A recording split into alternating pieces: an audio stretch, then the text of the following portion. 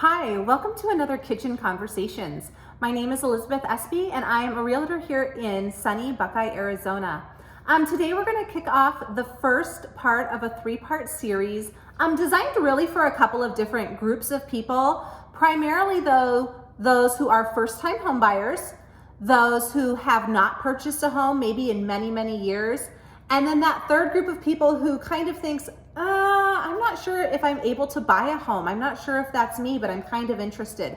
So if you fit into one of those categories, listen along. We would love to give you some important information. So today there's actually something that I want to conquer, and that is the process of pre-approval. So many people have these fears of pre-approval, and today we're going to talk about the three big fears that people have. But before I get into those fears, what is pre-approval? Well, pre-approval is when I go to the bank and I say, hey, I want to buy a house, but I need a loan. And after I give the bank some documents, they say, you have been approved for X amount of dollars. And so then I know exactly how much home the bank says that I am able to shop for, and then I can decide if I'm able to afford to spend that much money. So three big fears that people have about pre-approval. And the first fear is fear of the unknown. I hear people all the time who say, I'm not even going to get started because I don't know what to expect, and that's just so overwhelming to me. I don't know what to do. They wonder if they've been at their job long enough. They wonder if they make enough money. They wonder if home buying is really even for them. They say, what if I get this huge payment? The questions go on and on and on, and the unknown can be really scary. But what I want to do is I want to calm your fears. The good news is that in 2022, we can do this pre-approval process from the comfort of our couch with our sweatpants on, and you don't ever have to go meet someone face to face. You don't have to get in the car and drive somewhere and look someone in the eye and go someplace and feel intimidated. It can all be done for the comfort of your couch. And I don't know about you, but to me, sometimes that really feels kind of comforting to be able to do it there. A lender is going to tell you exactly what you can and cannot afford. And so it's really nothing to be scared of. It's just something to say, okay, now I have this information, and you can move forward. The second really big fear that people have is fear of the hassle. They say, I'm going to have to gather all this paperwork, and I just don't have time to get these things together, and then I'm going to have to wait and find out. But again, the beauty of technology kicks in, and there are so many things that we have access to online. You're going to need to give them your bank statements. You're going to need to give them your pay stubs, tax returns, permission to run a credit check.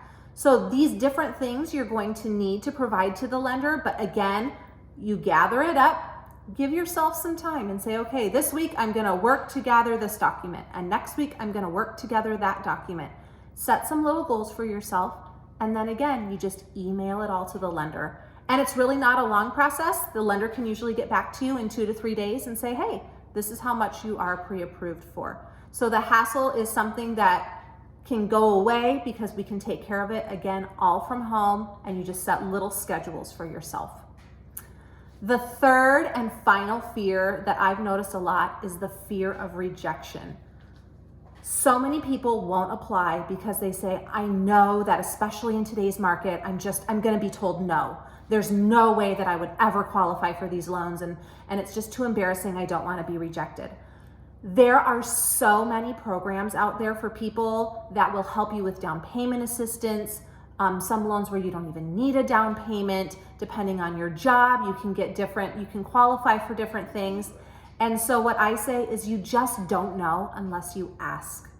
And don't let the fear of rejection stand in your way, because again, this can all be done electronically, and you don't have to worry about sitting in front of someone and then them telling you, oh, you know what, you don't qualify.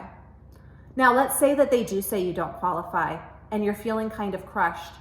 My suggestion, use it as a learning opportunity.